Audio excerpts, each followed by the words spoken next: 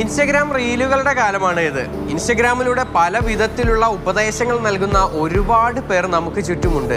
അങ്ങനെ വലിയ ഉപദേശങ്ങൾ നൽകുന്നവർ മാത്രമല്ല, അവരുടെ ജീവിതവുമായി ബന്ധപ്പെട്ട കാര്യങ്ങളൊക്കെ തന്നെ പങ്കുവയ്ക്കുന്നവരും, കൂടാതെ വലിയ വലിയ കാര്യങ്ങൾ ഒരുപാട് പറഞ്ഞു തരുന്നവരും, ആരോഗ്യപരമായ കാര്യങ്ങളായാലും മാനസികപരമായ കാര്യങ്ങളായാലും ഒക്കെ തന്നെ പറഞ്ഞു തരുന്ന ഒരുപാട് റീലുകളാണ് കാണുന്നത്. പക്ഷേ അത്തരം ഇൻഫ്ലുവൻസർമാരിൽ എല്ലാവരും അത്ര വെടുപ്പല്ല എന്നുള്ളത് തുറന്നു കാട്ടുന്ന ചില വിവരങ്ങളാണ് ഇപ്പോൾ കഴിഞ്ഞ ദിവസങ്ങളിലൊക്കെ തന്നെ പുറത്തു വന്നിരിക്കുന്നത്.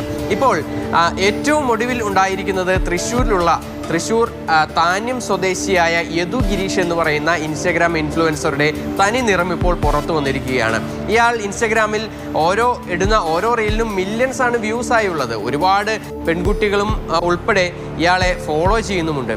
അങ്ങനെയുള്ള ചില ആളുകൾ, അവരുമായി ഇയാൾ ചങ്ങാത്തം ആദ്യം നടിക്കുന്നു, പിന്നീട് അത് സ്ഥാപിച്ച് പിന്നീട് അതൊരു പ്രണയത്തിലേക്ക് കാര്യങ്ങൾ എടുക്കുന്നു, ഒടുവിൽ വിവാഹ വാഗ്ദാനം നൽകുന്നു, പിന്നീട് പണവും അതുപോലെ തന്നെ ഇവരെ ലൈംഗികമായി ഉപയോഗിക്കുകയും ഒക്കെ തന്നെ ചെയ്യുന്നു എന്നുള്ളതാണ് ഇപ്പോൾ പോലീസ് കണ്ടെത്തിയിരിക്കുന്നത്.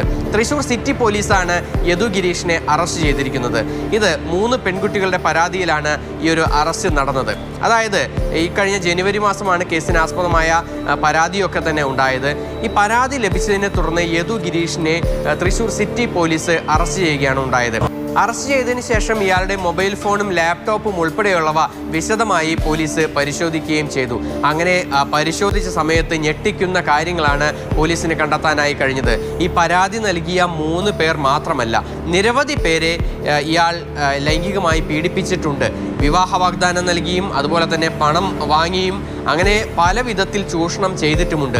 അത് തൃശ്ശൂർ സിറ്റി പോലീസ് കൃത്യമായി കണ്ടെത്തുകയും ചെയ്തു. ഒടുവിൽ ഇയാളെ അറസ്റ്റ് ചെയ്തു.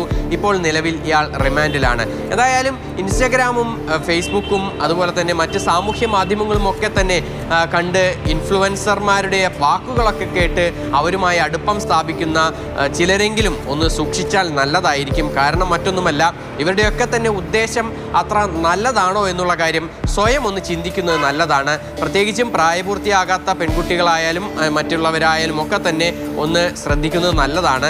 കാരണം ഓരോരുത്തരും എടുക്കുന്ന ഒരു തീരുമാനങ്ങൾ ഒരുപക്ഷെ പല വിധത്തിലുള്ള കെണിയിലാകും ചെന്ന് ചാടുക.